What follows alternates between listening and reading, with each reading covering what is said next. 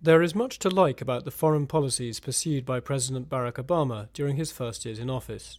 Rational and reasonable, he tempered grand visions with a careful weighing of costs. But time and again, one flaw betrayed Mr. Obama's thoughtful plans.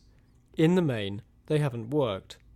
In his second term, the president needs to engage more and judge opportunities and threats better. There are many that he will face. Supporters and critics divide their to-do lists into three. First come crises too urgent to be ignored. Syria is perhaps his top priority, where 60,000 have died in clashes between the Assad regime and rebel groups. But America has been fighting wars for more than a decade, and Mr. Obama is reluctant to act. He has called the use of chemical weapons a red line, but has not specified how he would respond were they used. If, or rather when, the Assad regime falls, it will leave a vacuum, setting many lines of dominoes falling. One would quickly reach Iran. Mr. Obama took office offering Iran a hand of friendship. It was quickly slapped away. That intransigence has triggered harsh economic sanctions on Iran. Mr. Obama says he will not allow Iran to acquire a nuclear weapon, but he will not set clearer triggers for military action despite Israeli pressure. He will not go to war just because Iran has a nuclear program. Western allies may hope that Mr. Obama might push for peace in the Middle East, but the president was burned by such a peace effort in his first term. A crisis in Iran or the collapse of the Palestinian Authority could change that calculation, giving America new leverage, but without such game-changing events, he will not try a big peace deal again. To the east, Mr. Obama must decide just how much to lower ambitions in Afghanistan. American combat troops are set to leave in 2014, and some around the president would like to see a force of as few as 3,000 soldiers left there. In Obama's second term, no relationship will matter more than America's with China.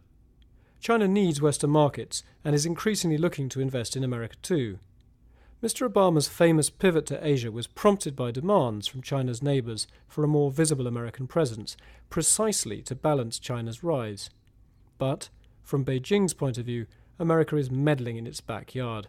China suspects America of stirring up its neighbours. It sees a shadowy American hand behind territorial spats now breaking out in the seas east and south of China over the tiny Senkaku or Diaoyu Islands. Mr. Obama faces calls to see Xi Jinping, China's new leader, as soon and as often as possible.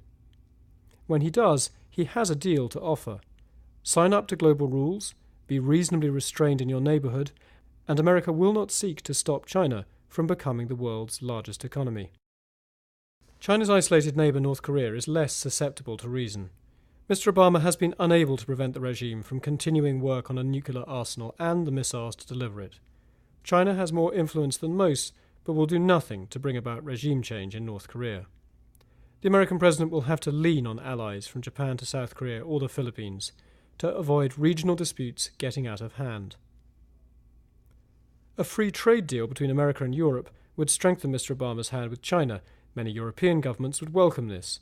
But if he is going to risk clashes with Congress and the powerful farm lobby, he would like to be more sure Europe is really serious.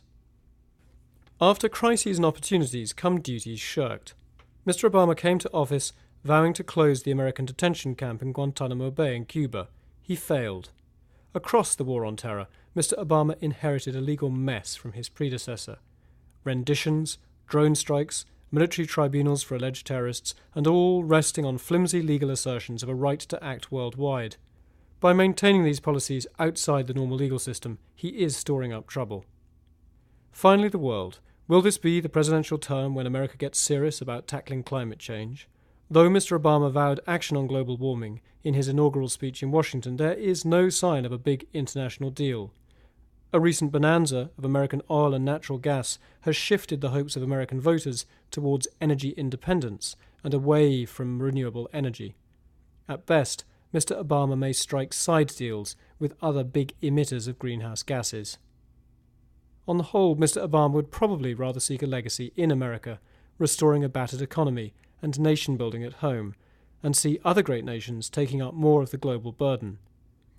He may prefer to leave America in the role of indispensable catalyst rather than indispensable nation.